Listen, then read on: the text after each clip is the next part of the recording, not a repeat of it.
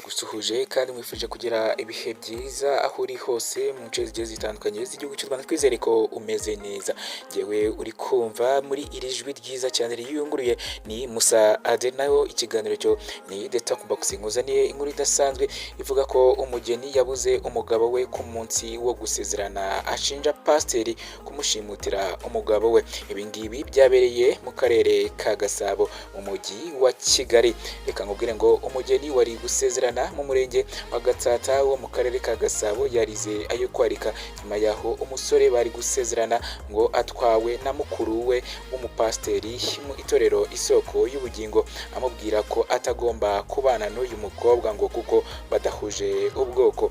Nk'uko amakuru dukesha BTN TV ibitangaza ibivuga ko uyu mukobwa utavuzwe amazina yategereje umusore ngo basezerane, araheba ngo aza kumenya ko mukuru w'uyu musore w'umupasiteri ariwe wamushimuse kuko ngo atashakaga ko bashyingiranwa badahuje ubwoko. Uyu mukobwa yabwiye iki kinyamakuru ko mukuru w'umukunzi we witwa Silvera yanze kuva kera ko bashyingiranwa, ndetse ko ku munsi wo gusezerana yaje gushimuta uyu yari ategereje ngo amubere umugabo.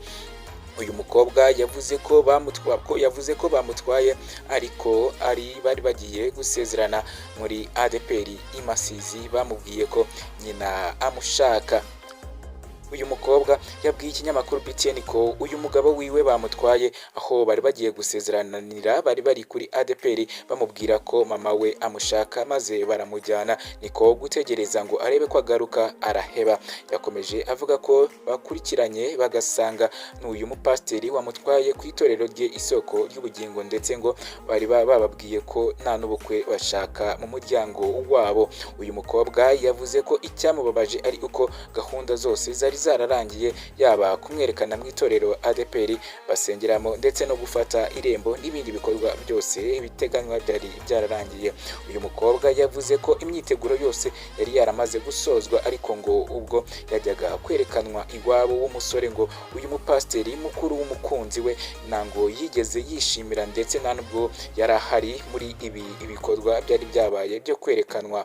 Reka nkubwire ngo uyu mupasiteri witwa Silvera yashize amanga abwira ikinyamakuru BTN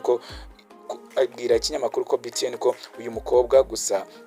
Uyu mupasiteri witwa Silvera ashize amanga yabwiye BTN dukesha iyi nkuru ko iwabo batifuza uyu mukobwa gusa, niyerura ngo avuge ko ari uko badahuje ubwoko nk'uko bivugwa. Yagize ati twaba dushimuse umuntu wacu, bibaye gushimuta ariko ntitwashimuse. Ubukwe bwari buhari nibyo koko, ariko byarangiye butabaye.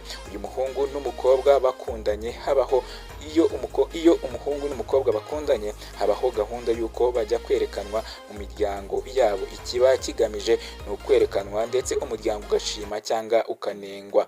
Twebwe rero umuryango wacu waranenze, ntabwo ari ngombwa kubishyira ku karubanda, ariko umuryango wacu ntabwo wishimiye ko bashyingiranwa. Reka nkubwire ngo Ntambara Saturday ukuriye itorero Isoko ry'Ubugingo ririmo uyu mupasiteri wakoze iki gikorwa kigayitse cyo gushimuta umugeni w'abandi witwa Silvera. Uyu mupasiteri witwa Silvera rero uyu mukuru w'itorero Isoko ry'Ubugingo yavuze ko bidakwiye kuba mu itorero ahagarariye, bityo uyu pasiteri akwiye kuryozwa ibyo yakoze, ndetse agahanirwa n'iki gitekerezo cyangwa iki cyaha cy'ingengabitekerezo mbi ashaka kugenda ashyira mu bantu. Ati amategeko afite icyo abivugaho igihe abantu bakundanye hanyuma ugashimuta umuntu.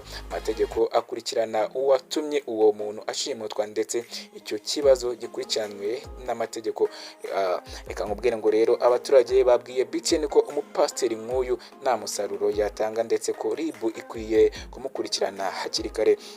Uyu mugeni yamaze gutanga ikirego kuri RIB ko ashaka umukunzi wiwe washimuswe yuko yagaruka maze bakarushinga bakibanira nk'uko bari barabyemeranyijwe. Ubukwe bwabo bwari buri muri iyi weekend tugiye kwinjiramo.